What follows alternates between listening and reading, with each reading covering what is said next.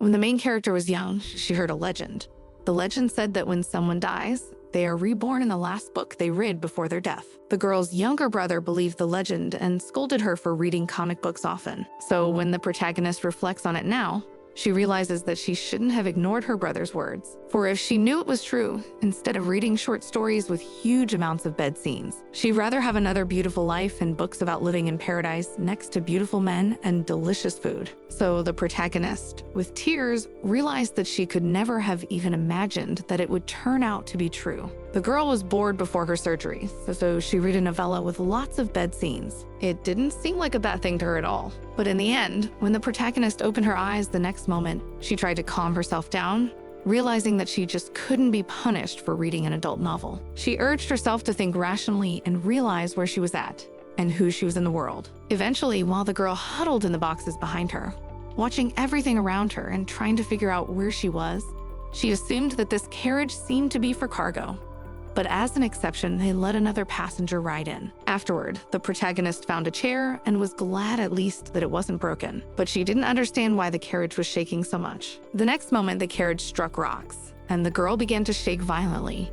Nana Cage did not realize whether the contents of the carriage would be damaged by such a jolt. But while she was trying to stay in place, she found some wrapped things and assumed they were the things of the baby she was in, and began to recall the reason why this girl was here, and remembered that she had appealed to her friend's priest. Then she got into this wagon, but when she turned around, she heard her friends screaming, who wanted her to be happy, but also said goodbye to her with tears in their eyes. That's when the main character finally remembered her name was Nana Cage. In the next moment, different memories related to her life appeared in her mind. Then the protagonist realized that she was Nana Cage, a girl of 14. She was the good kid and willing to share food with other kids. And overall, she was a really lovely child. Nana Cage lived in the church orphanage at the cathedral, and she was sent to Iberia as a poison taster. And the girl that Nana Cage will serve is the protagonist of the novel. She is a saint with divine powers that can heal any injury. The king of Iberia, the hero of the story, suffered from a severe illness and always needed a saint. Therefore, he kept her as a prisoner. Nana Cage sympathizes with the saint who was being chased by the king every night, tried to help the girl escape, and she was dying. Nana Cage had been stabbed with a sword or pierced with a spear, but it didn't matter because she was going to die either way. And the king wiped the tears of a saint mourning Nana Cage, and their love story blossomed after that. A hateful king and an innocent protagonist deserved the title of 5-star novel, and Nana Cage had become that child, and she had to die for those two to fall in love with each other. So the girl looked around with tears in her eyes and didn't understand why her body was trembling. But I realized that maybe it had something to do with her thinking about death, and it must have been very hard on the owner of this body. Then the protagonist became angry, not understanding how these people even dared to kill an innocent child. In the second half of the novel, because the protagonist is too handsome, everyone has completely forgotten about Nana Cage. But the next moment, she was already calmer. The disgruntled girl asked her fate, is she really going to die? Then she remembered the last thing in her real world, how she slowly closed her eyes. And when the anesthesiologist announced that she was being administered anesthesia, Nana Cage realized that these were her memories. She was having heart valve surgery, and apparently the surgery was very dangerous, but she was told there was a 90% chance of success. Nana Cage didn't understand what was going to happen to her and true home in the computer now. And she thought it was too bad, because she had the perfect video card, and the computer held all the worst secrets. But the phone was a much bigger problem, for when someone unlocked the phone, the first thing they would see was this novel. In the end, the protagonist had no relatives to report it to, and the girl had absolutely no luck. Once she got a job, she was an orphan destined to die. She's really very unlucky. But after the main character cheered herself up to realize that she should not give up so easily and accept her death, as it was not all lost, and she was only sleeping after the operation and therefore will wake up soon. But Nana Cage thought that maybe it wasn't a dream, because now she was holding the bag in her hands. She remembered exactly what was in it, because it was stuff that Nana Cage brought from the orphanage, clothes, and a letter of recommendation and a gift from her mom. And Nana Cage's last memory was of passing out and hitting her head. And if the main character did have memories of this girl, it was definitely not a dream, and now she is not a maid but a poison taster, and didn't understand who gave her the right to be used as a litmus test. Because unlike a saint who could cure any disease, Nina Cage had a small reserve of divine power that made her wounds heal a little faster than the others. And that's the reason she was chosen to be the poison taster, because there were too many mouths to feed at the orphanage. And apparently the priest decided to sell Nina Cage, although the priest and the monks tearfully begged for forgiveness. But still the main character thought it looked too suspicious. Although even if Nana Cage had stayed at the orphanage, she was still a young girl. So a lot of dirty old men would just make her their plaything. And thinking about it, the protagonist regretted the fate of the owner of this body, since the girl was still a child. But after the protagonist realized that she'll strive for a good life won't always be polite, and won't die because of the protagonist. After which I thought that children were often used as tasters of poisons, because on a young body the symptoms of poison appear earlier, and it means that the girl will be released as soon as she grows up. After which she thought about the fact that she needed to learn some skills and find her way to survive. And she would fight, and now she was determined to make the girl in what body turned out to be happy. And she would not die a miserable deaths, because if she died, at least she should have spent all her money before that. But the next moment the carriage stopped, and then she heard talk of her being brought at last. The girl opened the carriage door and said that Hans should have at least opened the window, because Nina Cage must have been very frightened and she could have suffocated. But the man grudgingly reported that he had brought the girl safely, and that was enough. But the disgruntled girl continued to shout, saying that Hans was driving the carriage drunk again. Then the woman smiled and reached out her hand to the protagonist, glad that she was okay. And she calmly thanked the woman and admitted that she just needed to stay still while she was traveling, otherwise had no difficulties.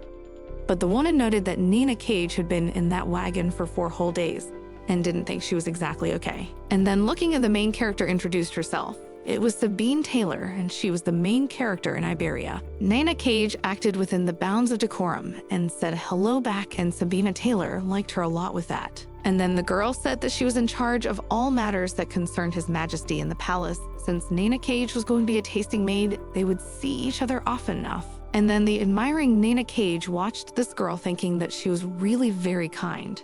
And especially being the king's maid meant she had a high status. But the protagonist didn't understand why someone of such high status in the palace would choose to meet her. As they walked along, Sabina Taylor wondered if Nina Cage had been scared on the way, since she had come from the church orphanage. But Nina Cage waved her head resolutely, and Sabina was particularly pleased to report that it was a huge relief. Then looking around the palace in front of her, the protagonist thought that she had never imagined that she would be able to work in a place like this. But Sabina Taylor said with a smile that earlier she had thought the church the protagonist came from was a cult that despised magic. But she was reassured by the girl's admiration. And then awkwardly, Nina Cage reflected on the fact that in the Empire, the church was indeed considered a cult that cried out for a god, and all living things in the world bowed to the Pope. But Iberia didn't even show their respect, and the reason they could be so lucky is that Iberia is a very strong country. And every child knows the reason why the Pope doesn't start a war is because Iberia is not such an easy opponent. Sabina Taylor further asked the girl if they were concerned about the people in the cathedral. But she stated that they had asked for lots of letters to be written to them, and that meant that they probably weren't the ones concerned. And then Sabina Taylor, who'd been smiling earlier, scrutinized the protagonist as if looking for a catch in her words. And as Nina Cage thought about it, she realized that she'd hit on a subject she shouldn't have hit on, and something had obviously gone wrong, and it had had something to do with the letters. And she didn't understand what she should do and how she could fix their relationship. But it was best to answer honestly at such moments, like a naive child, because she had to act that way if she wanted to avoid unnecessary suspicion. Finally, Sabina Taylor stated that there were no special connections between Iberia and the cathedral, so it would be difficult to send letters, and asked if she'd been given a carrier pigeon. But she calmly stated that she had simply been told to send letters through the trading company. And on reflection, Sabina Taylor reported that the traders provided a relationship between their country and the cathedral. And then Nina Cage reflected that these letters were quite suspicious, because even if she sent letters, she would write them from the palace that was the center of the country. And even ordinary things can prove valuable enough for the cathedral. And so Nina Cage was concerned if the owner of this body was a spy and was an agent who was sending important information to the cathedral via letters, and suspected that that might be why she was executed, and confessed that there were indeed many reasons for her death.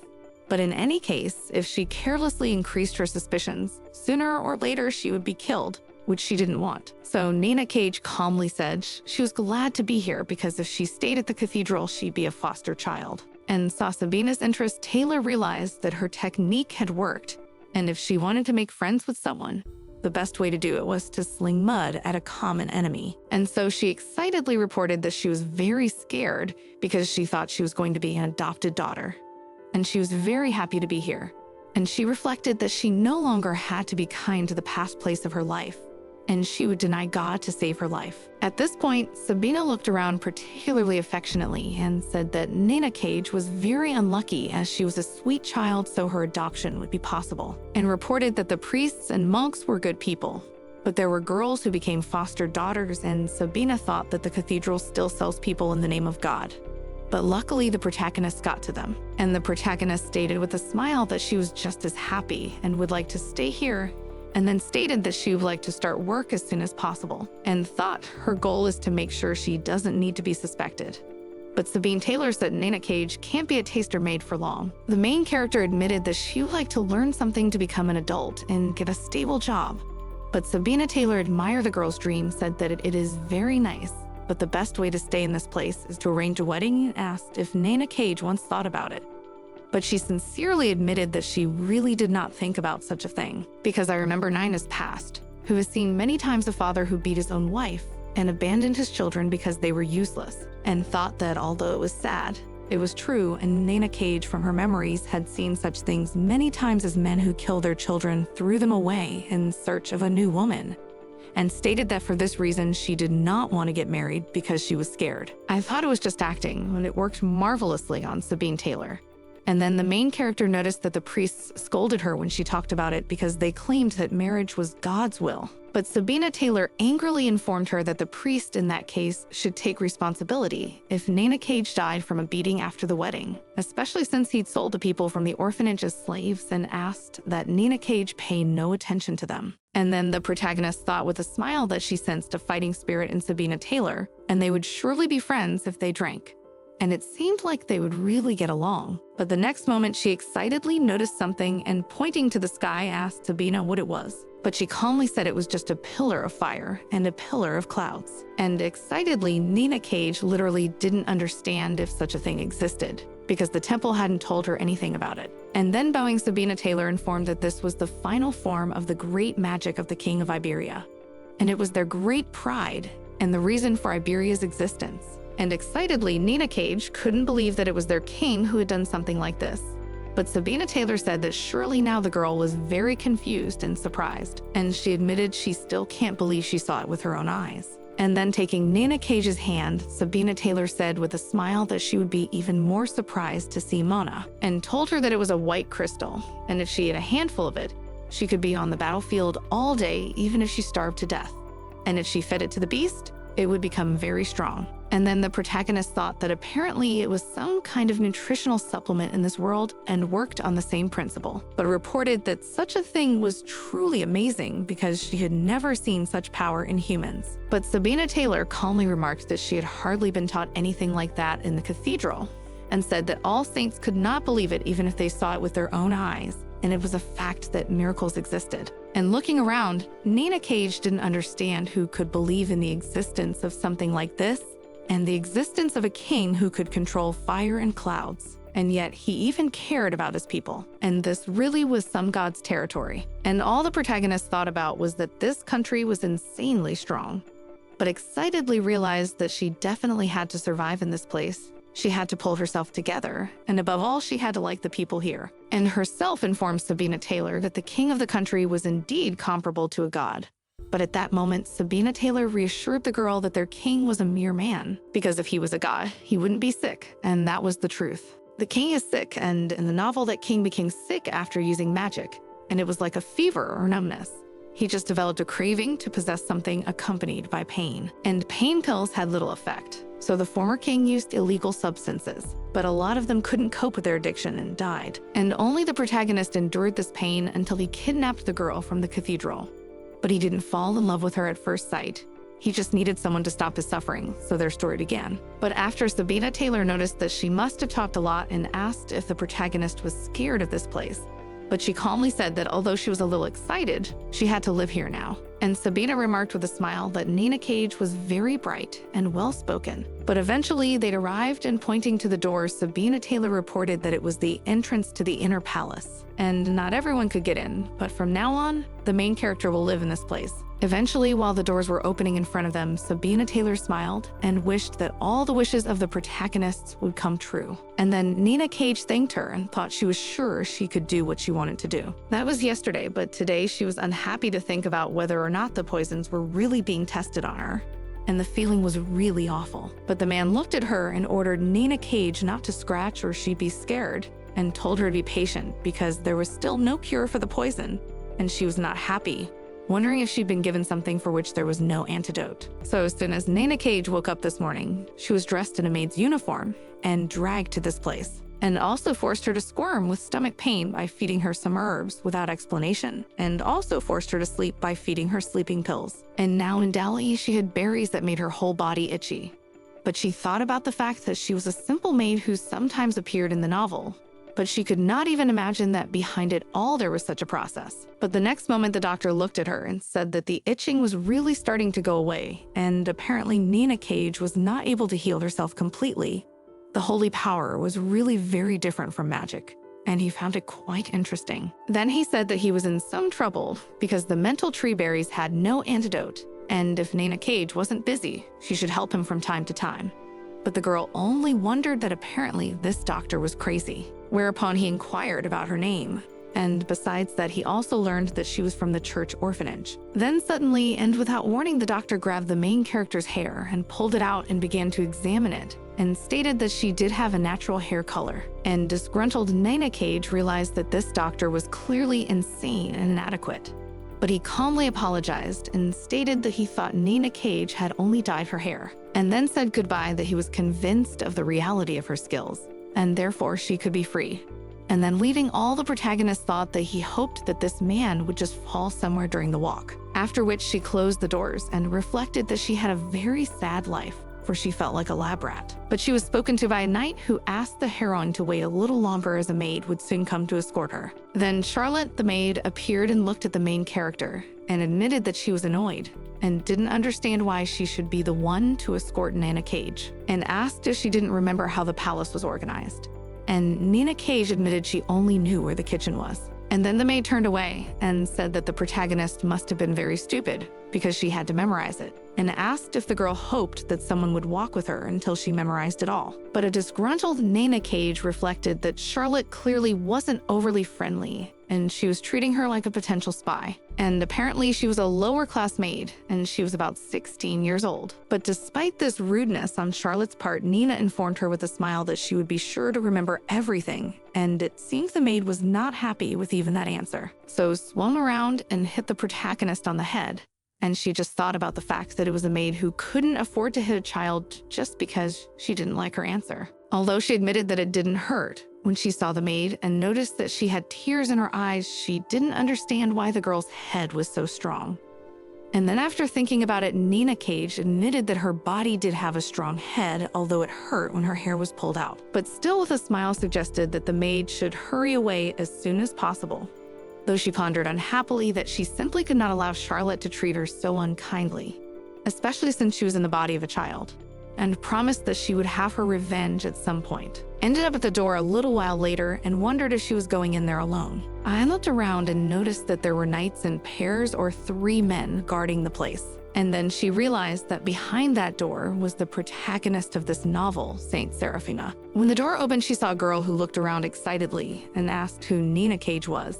And the girl couldn't believe it was really the main character of the novel. But then she calmly walked over and picked up the cup that was on the table and took a sip, and handed her back to the saint, informing her that today she was her personal taster maid. But the saint, only calmly looking at the main character, stated that judging by these hair colors, she was obviously not from these places, and asked where the girl came from. And she admitted that she came here from the provinces only yesterday. And then Seraphima came up and said that it was the first time she had ever seen a man with the same color hair as her. And then Nina Cage admitted that they did have the same hair color, and she didn't even know that Nina Cage and Saint had the same color. But then it was reported that she always thought it was a common color because some of the children at the orphanage had the exact same color. and the saint noticed that she was the only one in the capital who had hair like that. Then she asked about the main character's name, and then she introduced herself, saying that she was still embarrassed to say her last name because she had only received it yesterday. And Seraphima asked about the reason. Then the protagonist confessed that the orphanage told her that becoming an orphan was like returning to the arms of God, and that's why they took away her last name, and her parents probably gave her a last name, but she was too young to remember it. And then the saint awkwardly admitted that she probably shouldn't be discussing such topics, so she asked about Nana Cage's short haircut. But she awkwardly said she needed money, so she cut off her hair and sold it to a noble lady who liked the color of her hair. So she got a nice sum. But a flustered Seraphima only wondered how she could sell her hair. But Nana Cage calmly stated that her hair would grow back anyway, and if she had the chance, she would sell it again. But Seraphima said the girl couldn't do that, and she had beautiful hair that she had to grow. And then Nana Cage awkwardly admitted that hair must have been a very important trait in this world, although she preferred short hair so it was easier to take care of. But eventually she noticed the curtains moving and realized that apparently the conversation was over. And then pulled back the curtain, the king appeared and scrutinized the saint, and said that she had spoken too much. And then looking at the men, Nana Cage couldn't believe she was seeing the novel's protagonist. And looking at his body, I realized that he was really perfect, because not every guy could be the protagonist of a novel. And remembered that this affair was age-restricted, because this man could spend 4 whole days in bed without rest. Then she awkwardly thought that she just couldn't stop looking at this man. But she realized that once she had seen a body like that at least once in her life, she would not be sorry to die, but ordered herself not to look any further because she might just die for disrespecting the king. But the next moment, a worried Seraphima noticed that Nana Cage's nose was bleeding and wondered if she was okay. And Nana Cage mentally admitted that apparently she was worried, but she said in a voiceover that she was a little tired. But as he came closer, the king noted that she didn't look tired, then shunned her and lifting her face, scrutinized her eyes, and reported with a smile that her eye color was exactly like his, and he had never before seen red eyes in anyone but himself, asking if there were many children with the same eye color at the orphanage. And then with a negative shake of her head, Nana Cage wondered if such a scene was in the novel, for a king cannot so easily touch a maid's face with his hands. But the next moment when he pulled away from the maid, the protagonist noticed that there was blood on the man's hands, and it smeared on his palm. So snatching the handkerchief, she ran closer and began excitedly wiping her hand apologetically and realizing that she could obviously be punished for such an oversight. But instead of anger, the men looked over Nana Cage with a smile, saying he thought she seemed funny enough and wondered what her name was. Then he took the girl's face in his hands and began to twist them and examine them, stating that Nana Cage had blonde hair, red eyes, and looked like a rabbit. And he had never thought his eyes were so rabbit-like. But afterwards stated that Nana Cage was a little cold as well as soft, and apparently it was due to her holy power. Then wondered if her swirling power didn't even seem to conflict with his magic. And a flustered Nana Cage didn't know what was going on. Then looking at the king, they did not understand if she was really allowed to look at the man's face like that. But she realized that even if the man ordered her not to look, she would not be able to take her eyes off him. But the next moment, the protagonist excitedly batted away the king's hand and wiped his face to inform him that his hands might be stained with blood again. But then she realized that it was very rude to just strike the king's hand, and she made a mistake, and it was because she thought that her blood would stain the man's hand again if she left it like that. But instead of anger, the king patted her on the head and informed her that his palace had gotten very interesting lately, and stated that he had a good bird and the rabbit at the same time, and he liked that the 2 girls had the same hair color. But at that moment, Seraphima cried out unhappily that she was a saint and definitely not the king's bird. And so she had to return to the temple and demanded her return. But the king grudgingly declared that he had already told the saint that she had enabled him to sleep soundly for the first time in 5 years, and looked at the girl unhappily, wondering how he could let her go, knowing that his pain could only disappear because of her, so she wouldn't bring her home. But Seraphima cried out desperately, informing him that even so, she did not exist only for the king's sake. And then he demanded that the girl find a replacement, and informed her that he did not want to waste any more of his time resisting Seraphima, and demanded that she get a good night's rest, informing her that he would come to her at night. And eventually, the king walked out and they were left alone. And then thinking about it, Nana Cage said that she remembered the situation, and this scene where the captured saint begs to be released. Then Nana Cage thought that no Nana Cage was described at that moment, and it should be a pretty important scene, but it definitely shouldn't be here. But the next moment she saw a saint who looked very sad indeed. And then she tearfully did not understand why this man kept her here, for she belonged to no one. And then thinking about it, Nana Cage realized that Seraphima had originally been worth waiting for, since the king had literally caged the girl like a bird. And then Seraphima tearfully realized that she definitely needed to get out of this place, and looking around her, the protagonist knew she understood such feelings. But here finding two guards at all times, and as in the original story, it's almost impossible to do so, unless Nana Cage helps the saint escape like she did in the original. But the protagonist only reflected on the fact that she couldn't help Seraphima, so simply didn't want to die, though she was madly sorry. In the end, and when the king came out, he thought about the protagonist realizing that he had been pleased enough when he touched her. And he also felt some strange coldness, and so he still didn't understand what it was. The king eventually turned to Sabina Taylor and asked if the child was a spy, and then wondered about the letters she had been told to write, and wondered if the letters were encrypted. But Sabina Taylor promised to look at the letters, but she didn't think Nana Cage knew anything. And Sabina said that this girl was really different. But the next moment she stopped talking. And when the king noticed this, he asked what it was about, and Sabina Taylor confessed that the girl just wanted to live the good life. And she also said that if she stayed in the cathedral, she could be sold as a foster daughter. And then the king, thinking, stated that apparently Sabina Taylor liked this girl very much, and that it was quite surprising, because this girl's favor was hard to win. And then Sabina Taylor thought that she had previously sworn not to have any personal feelings when she became head maid. But she literally couldn't believe she was showing such a part of herself to the king. But it was true that she liked Nana Cage, because she was just a kid who couldn't hide her feelings. And Sabina Taylor saw that Nana Cage was thinking about something she didn't even fully realize, and it looked really cute. But the king reported with a smile that he trusted his personal maid, and he liked the protagonist as well, and reported that this girl gave off a sort of pleasant chill, so he would be sorry to just kill this child. So he demanded that Sabine keep watch as Nana Cage can cause trouble as she feels alone, and asked for other kids to be brought in. And then Sabina Taylor said that Nana Cage was a really nice person, and she could be friends with anyone. But the king only stated that Sabina seemed to like the girl very much, and she apologized with a smile and admitted that Nana Cage seemed to her a very cultured and beautiful child indeed. But then she wondered why Nana Cage's holy power made the king feel good, because usually magic and holy power conflict, and that bothered her. But the king just stated that anyone who'd used holy power on him other than holy power felt bad, and he was concerned.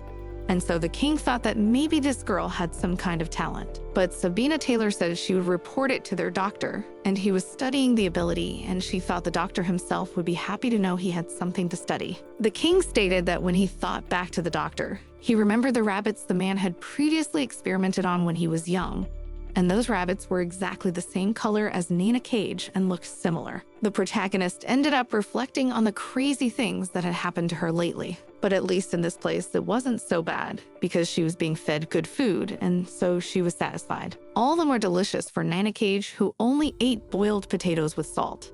And now the protagonist could even smell the flavor of butter and herbs. But in the next moment, the girls that sat opposite looked at the main character and with a smile asked if she wanted to eat also their portion, and said that ready to give it to her because Nana looked really delicious when she ate. And then Nana Cage awkwardly informed her that if the girls really wanted to share with her, she would be very grateful. And then she admitted that she's always eaten only one potato, so it's the first time she's ever eaten a meal like this.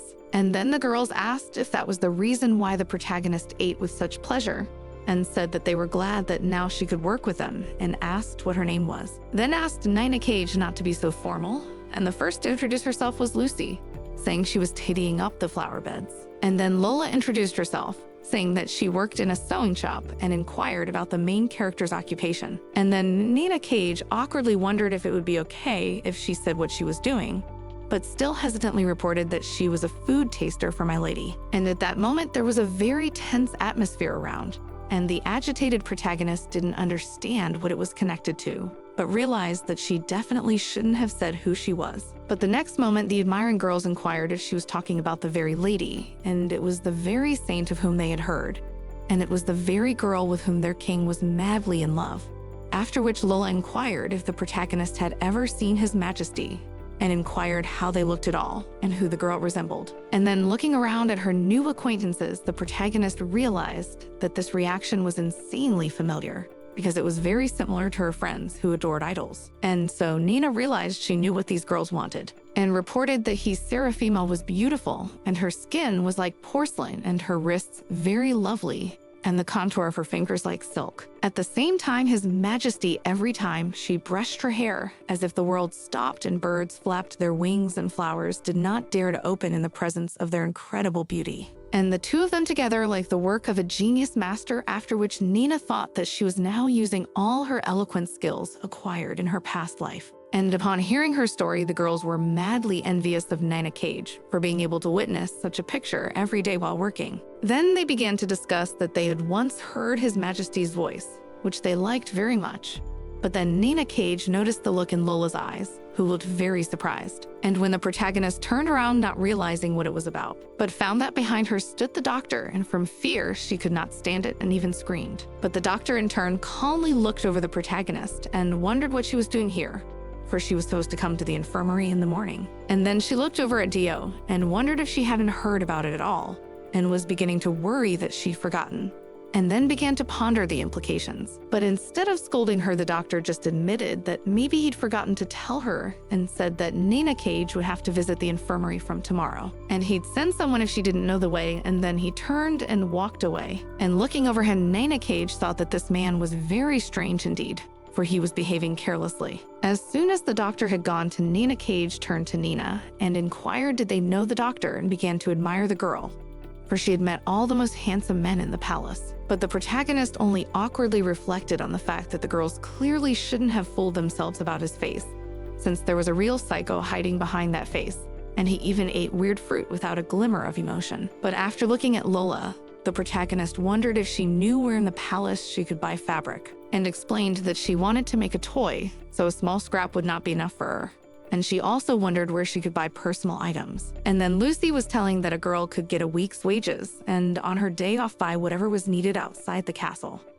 And Lola reported that she had some leftover fabric in good condition asked to give for their Nina Cage. And she literally glowed in disbelief at hearing such an offer. But Lola calmly explained that there were leftover fabrics in the workshop and they were supposed to be thrown away, but she could safely bring and give them to the main character, and asked if she needed a needle. But Nina calmly said that she had taken it with her when she was going to the castle.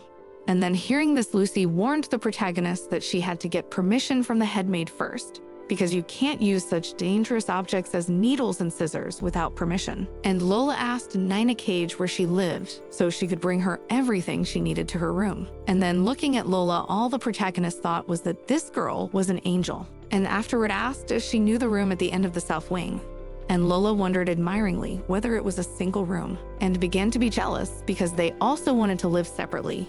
But the protagonist calmly explained that she had been in a room with 5 or 6 girls and had not been moved this morning, and thought that her companions would hardly be so jealous if they knew that she was living in a single room only because of suspicion of espionage. But the next moment she noticed another servant girl, Charlotte, who turned to her, and rising from her seat, the protagonist immediately inquired as to what Charlotte wanted, and looked around and realized there were too many people here so she wouldn't hit her. At which point the maid said Miss Mary wanted her, and Nina didn't understand who it was. And so the maid angrily kicked the protagonist on her leg again, after which she yelled and called her stupid, ordering her to follow her. And then the protagonist wondered what was wrong with this girl, because she's acting crazy. But then she went to the table and got a plate and was going to take it over too. But at that moment, Nina Cage was approached by her friends and told that they were going to leave instead because she had to go, especially since she looked like she was in a lot of pain. And then the girl thanked and started to leave the room, thinking that she had used different medicines, and so now she wasn't really in pain,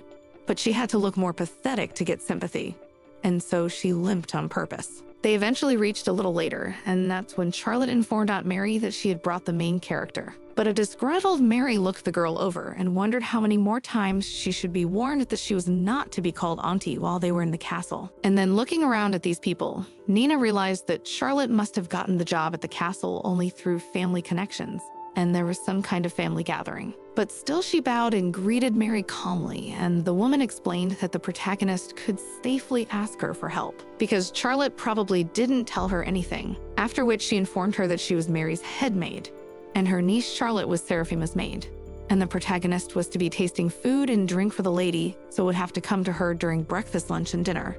And then Nina Cage calmly inquired what time she would have to pass. And Mary calmly explained that Nina Cage must hurry to the Seraphim as soon as the bell rings once. She must be there as soon as the bell rings a second time. And also the lady prayed in the afternoon, and then Nina Cage would have free time. So she could stay on duty on Mary warned that their doctor had asked the protagonist to come into the lab for experiments, so she could come into the lab in the mornings.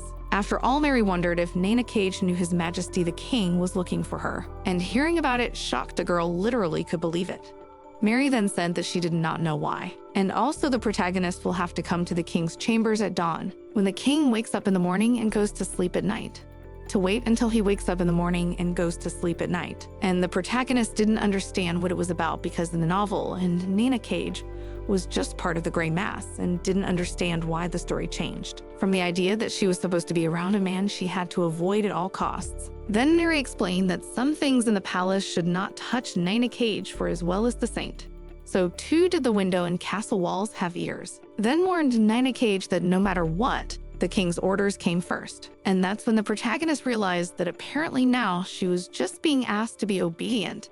And so she realized that apparently there was no other choice. So she has to act stupid to avoid suspicion and asked if she can do anything when she's not working. And then Mary came closer and stroked the girl's head, telling her that it was her free time, which she could dispose of as she pleased. And Nina Cage thought it best to keep silent because to continue talking would heighten suspicion. Whereupon Mary warned him that Saint would often call the main character.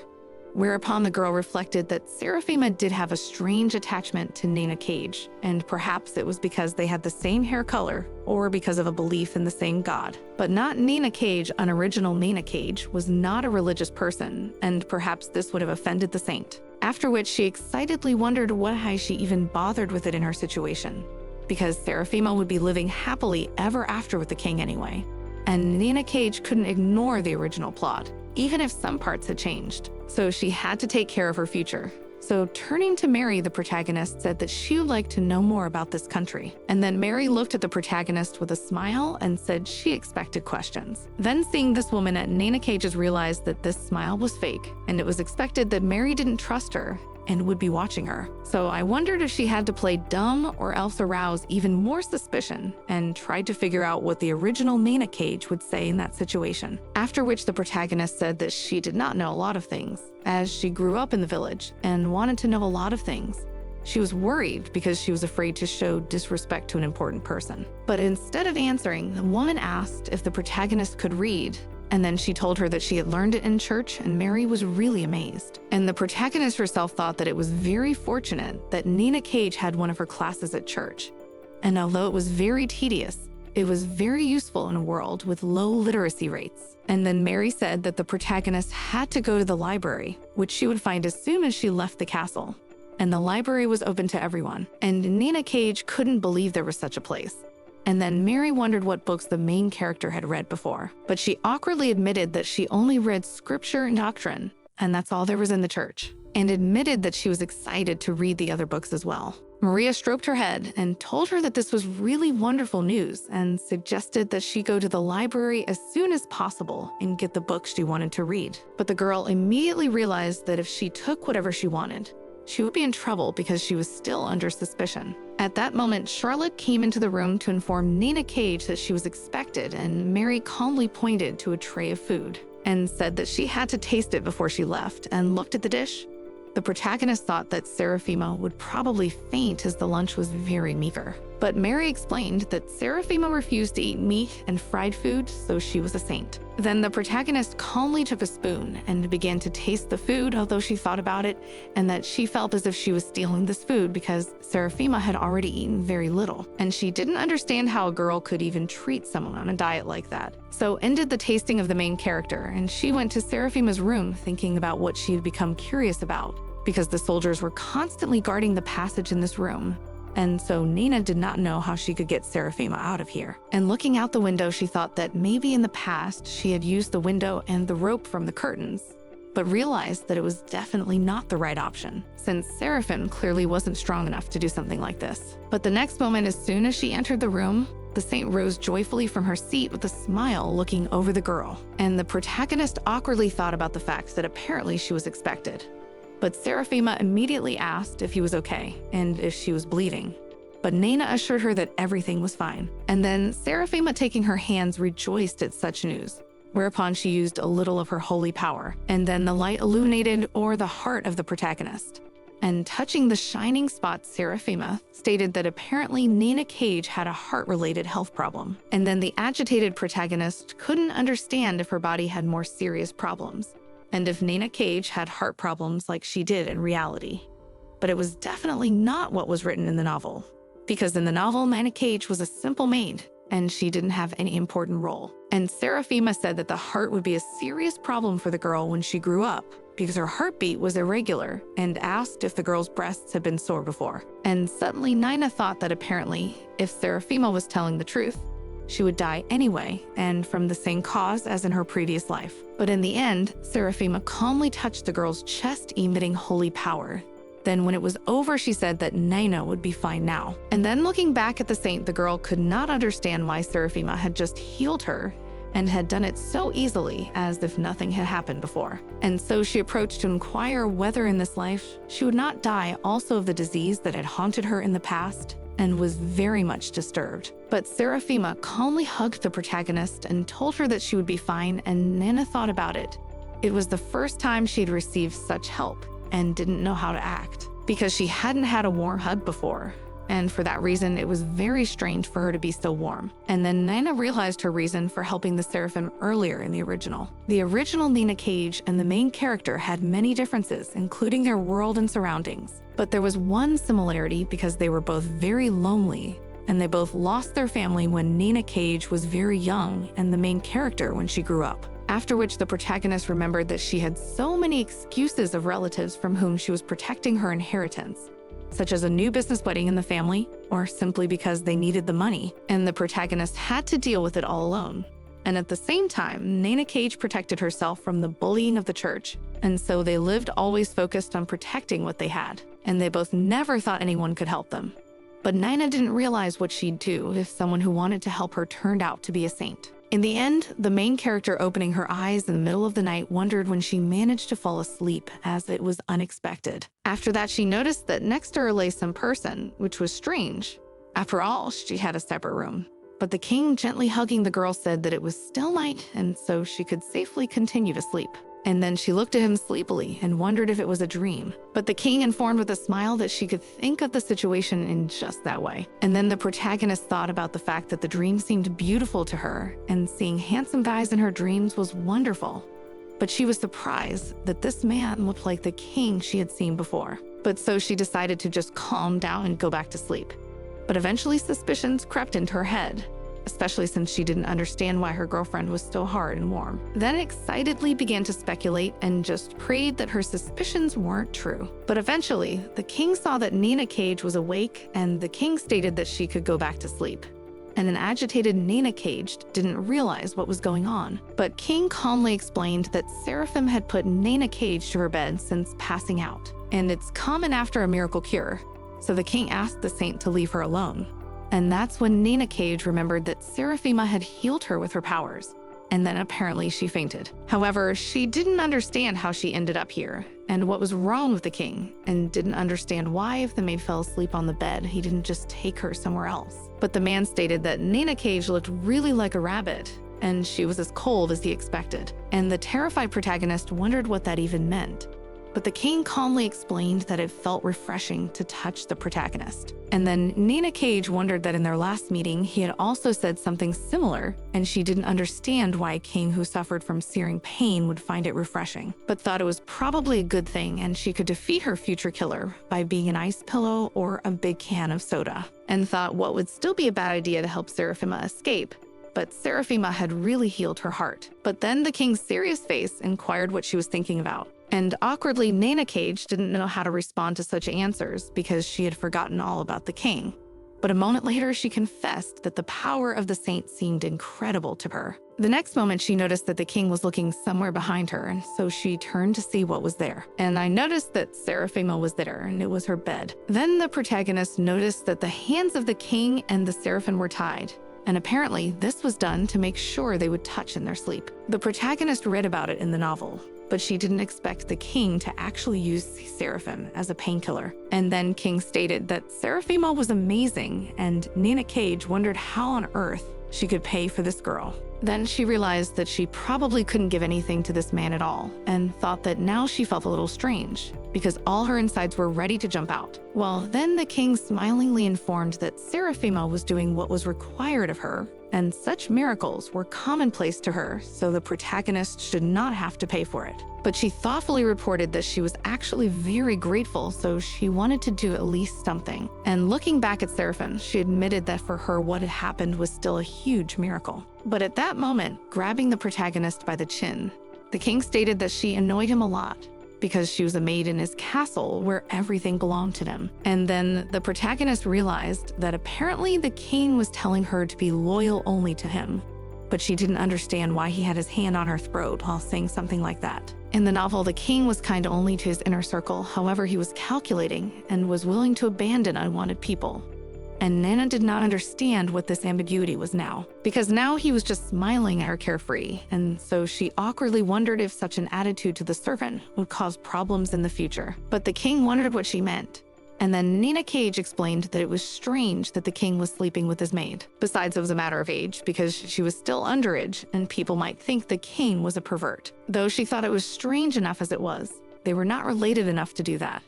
But the king only asked what kind of people would judge him, and then she explained that she meant the people in the castle, because with all due respect to the king, he would not be able to stop the gossip. But the king Pio asked what the problem was and really didn't seem to understand.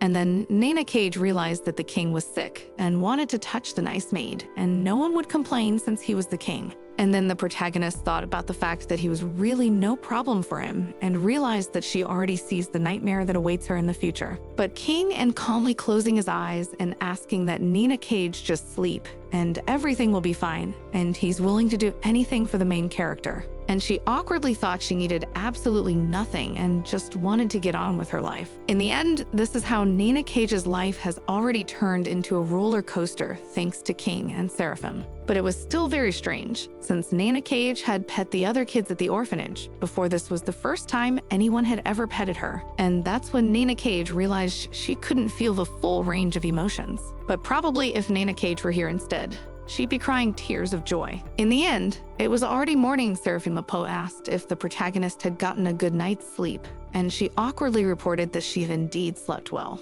But I thought it was actually a nightmare, since she was a lowly maid, but she slept between the king and the saint, which was literally unforgivable, which made her very worried. And then remembering everything that happened last night, she didn't understand what she could call it.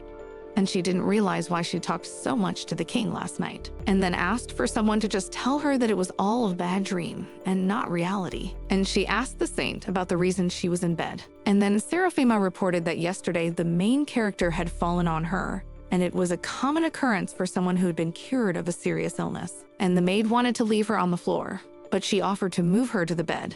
But awkwardly, Nina Cage reported that it would have been much better if they had just left her in the hallway, and she would have slept better in the cold instead of going through such horrors. And then Seraphima said that of course she could have done that, but it was Nina Cage, and that's why she didn't want to do it. And then upon reflection, the protagonist realized that when Seraphima said things like that, she really wanted to deceive herself into believing that Seraphima cared about her. But from that moment on, her life was divided into before and after this situation, and people in this place gossiped too much. So she was doomed. So Nina Cage realized she was likely to be an outcast among the servants. And apparently such events should keep her on the same path of the original novella plot, and thought that it was very unfair because all she wanted to do was just live a beautiful life, and wondered if her existence was a sin at all. Eventually, the protagonist stood up and looked resolutely at Seraphim, asking if she believed in fate. But she just awkwardly said she believed God had a plan for them. And then the protagonist said she understood Seraphima's opposition, but she wasn't going to believe it anymore, and thought she didn't know much, and also there was a change in the plot of the novel.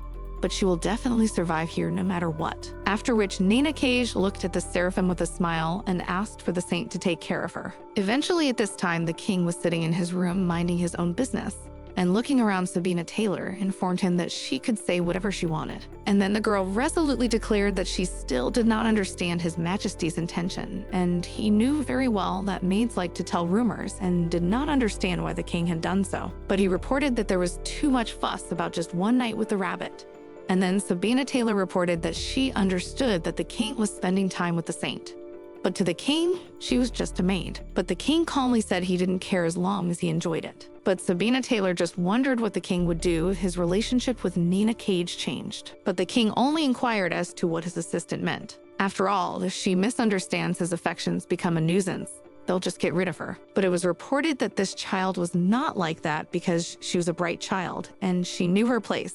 And it was obvious that his attention didn't change her one bit. And then Sabina wondered if all this time the king had just been checking up on her. And he reported that no matter what the saint prioritized, someone who can heal with just a touch is priceless.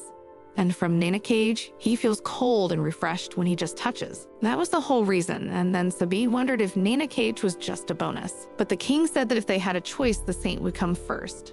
But they would never have a situation where he had to choose, but added that he liked the chilling presence of Nina Cage, so he would keep the girl close to him, and informed Sabine that she seemed to really like the baby, but especially reported that she seemed to like Nina Cage even more than she did, and wondered if the king was interested in the girl and thought she was cute. But the king calmly replied that she was just a rabbit. Then Sabina said that if King just wanted to test the main character, he could put a similar job for her. And then the king looked back at Sabine in all seriousness and told her that he would adore the main character even more after what he'd heard. And it was true that it was refreshing, and also Nina Cage was small and sweet.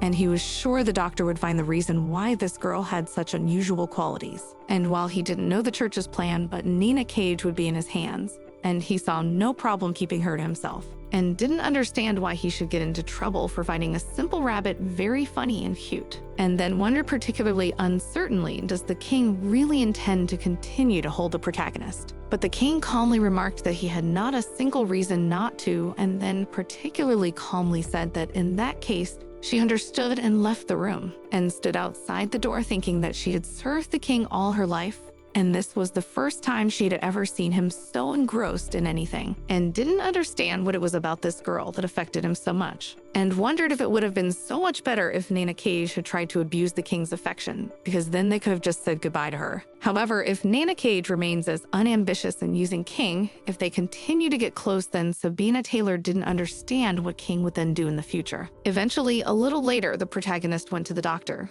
and that's when he calmly gave her the sheet and sheet her eat it. And he didn't even think twice about the fact that he asked her absolutely no questions and looked uninterested. And then the protagonist remembered that before she came here, she had heard about what had happened and was told that she needed to learn the rules of etiquette. But Nina reported that there was no problem. Mary wondered if there was a saint by her side at that moment. Then she thought about the fact that His Majesty was not a terrible person.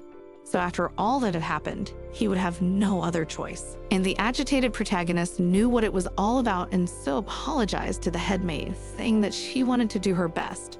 However, she felt like she was being ignored and asked if there was anything she could do. But Maria calmly informed that she unfortunately didn't have any extra work for the girl, and she thought the main character was very intelligent, caring. However, it didn't matter how strong she was because things would always be different from what she wanted. And though it might sound absurd, she would surely realize this truth in the future. And all Maria could say was that the girl should eat well and fulfill her duties. In the end, the dining room when the protagonist ate always noticed the stares of the other worried maids. But at the same time, there wasn't even anyone strange around, and they were all watching her. And this was the first time the protagonist ate under scrutiny. Eventually, at this point, the doctor looking at the protagonist asked if she was okay and if her stomach hurt, and said that if she saw or felt any other symptoms, she should report immediately. And then the protagonist felt that her hand was tingling a little and noticed that a rash appeared. And then the doctor calmly made a note that even yum sprouts could cause such a reaction. And she just wondered if it was the same plant she'd eaten last time. Then the doctor said the oil from that plant was fresh. He thought it couldn't cause the symptoms. And then looking around herself, the protagonist noticed that this time the rash had spread even to her face. but the doctor advised her not to touch it or it could get worse. Then the girl quietly watched the doctor, noticing that surprisingly, he was quite good at making sense of all his mess and seemed really comfortable. And looking at his hair, she thought to herself that apparently it was customary for all people here to have long, beautiful hair, and she had only seen it like that since she'd gotten here. But the next moment, she heard a noise and turned around and realized that someone came. It turned out to be a knight who with a smile greeted the doctor and stated that they have not seen each other for a long time. And then the protagonist in shock looked at the warrior, thought that he had short hair. And the man looked at the doctor happily and asked how long it had been since they had seen each other. But the disgruntled Dio only said that he had not seen his friend for 6 months, and then wondered if his friend was leaving again. But he calmly reported that he had transferred control of the territory to another person. And thinking the doctor stated that he thought that the soldiers were more disciplined. But the knight only laughed, saying that he could not refute His Majesty's orders. Then turned her attention to the protagonist and wondered what the maid was doing here. But the doctor calmly informed that they were in the process of research. And the guy approaching the main character stated that the doctor didn't let anyone into this room, and that's why he was very surprised to see a baby here. Then he asked what was wrong with the main character's face. And then the disgruntled girl thought about the fact that the person responsible for such an outrage on her face was right in front of her and that she was very annoyed. But at this point, the doctor awkwardly explained that it was a side effect study and they would soon know the result. And the knight only wondered what result the doctor wanted and considered it just a normal study. But Dio had explained that something had to do with the main character's strength because she was a maid taster. And then the man asked if the main character was from the church and asked if they needed an antidote. But the doctor calmly said that they thought that this situation was not that serious in which an antidote could be useful, and this girl was very weak. And it was good for research, and also because she was weak, he constantly monitors her condition. And then scrutinized the protagonist from all sides of the night, asked, could this child really be able to detect poison, and report that it was really unbelievable. He cheerfully slapped the protagonist on the back, but did not calculate his strength, and so she fell down, and the excited knight lifted her up, asked if she was all right. But the doctor calmly said that his friend could not worry so much, because the main character was not so important, and she could be replaced. And then disgruntled Nana thought that the doctor was a real jerk. His fault was that she was stuck in this place and in such a way. But the knight, noticing such a reaction of the protagonist, stated that it seems that this child looked very angry. And the girl tried to calm herself and imagined that she was now meditating somewhere near the water because otherwise she could get a reprimand. But in the end, the knight calmly looked at the protagonist, again apologized for his action because he did not calculate his strength. And then looking at him, Nana realized that this man was really sincere in his changes and therefore calmly reported that everything was fine and thought that except for the fact that she was pushed, nothing bad had happened, and especially that she had already received fruit desserts. But at this point, the knight asked the doctor what kind of research he was doing and learned that he was testing oil from tree fruits and sprouts, and they couldn't use plants because it caused side effects. And the oil from plants was a great kindling liquid. However, even the slightest touch caused severe irritation, and so getting the oil was very difficult, and even a little interaction with the plant could cause headaches. And the research was to find an antidote to this effect. The knight then informed her friend that the doctor was the only person they could rely on to find the easiest way to use these plants. But he calmly said that the hardest part was getting the results now they had already found something useful. And then the knight wondered if this child was a test subject.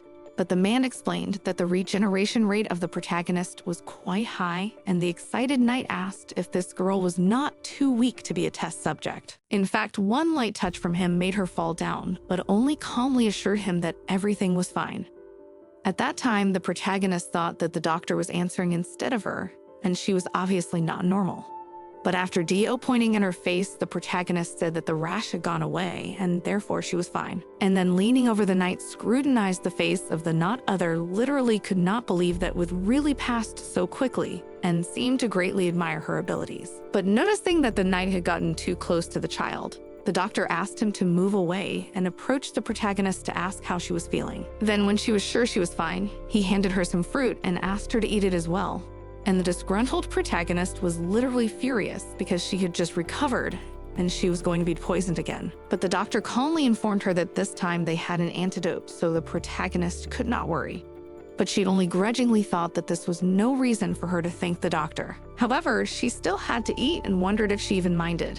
After all, her body was itching, and so if she died, it would be over. And the knight looking at her laughed and said that this girl was very funny and her face was very expressive, and asked what her name was, for he had recently heard a very strange rumor that went around the castles. And apparently His Majesty slept with a young maid, and the girls were discussing it very loudly. So he asked them directly to find out. But Savina showed up and warned them to stop discussing something like that. And so now the knight knew who all these rumors were about, and it was really surprising because it was related to their present king, but to the past. And the protagonist was thinking it was annoying while the man continued to socialize. And then the knight said that what still wants to know the name of the main character. And then she unhappily introduced herself, and the knight introduced himself in response, saying that he was a knight and also the head of the family, and said that the girl could call him simply by his name, Leo. On the protagonist only grudgingly thought that she would like to never cross paths with this knight again. And then he asked her if the rumors were true. And the disgruntled protagonist wondered if she really had to tell about it, then reported that last night the king slept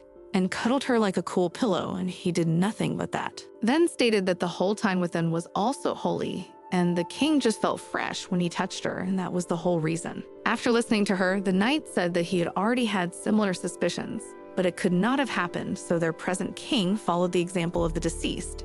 And the doctor calmly explained that these gossip. And then the protagonist heard their conversation and thought that it looked very suspicious and sounded just like Maria's words when she warned her about something. So she wondered what they meant. And the men began to discuss the fact that the main character was a foreigner, and apparently she might not have known it.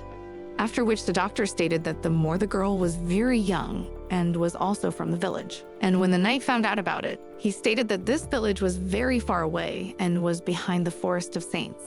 But the protagonist calmly informed that near this place where she came from there were only fields and mountains, and there was also a small village at a church. But she was asked how many orphans there were, and then she said that it was about 39 or so, and the older children fled from there, but always new ones arrived. And then on reflection, the knight stated that it was very strange. And the disgruntled protagonist asked, was her ancestral home so suspicious? But they did not answer anything, and then the disgruntled girl said that they could not even answer anything and asked them not to look at her in such a way. And then the disgruntled girl said that she would like to stop all this, so that these people would just stop being so mean and harassing her. After all, she had enough problems and a hard life. Then she said that she would leave here as soon as she had a chance, because she was sick of it all. Then the knight looked at her and wondered what was wrong with the protagonist and what kind of medicine Dio had given her. And then he found out that the doctor had given her a glowing herb that is used in the truth serum. And then the protagonist thought about the fact that she had now some vague excited feeling, and she did feel a little drunk, so it was no wonder she felt so uninhibited. But the doctor asked what was going on with her when the protagonist stated that she felt strange, as if she wanted to say everything that came to her mind. But he explained that he had given her a medication that is used for anti-inflammatory effects.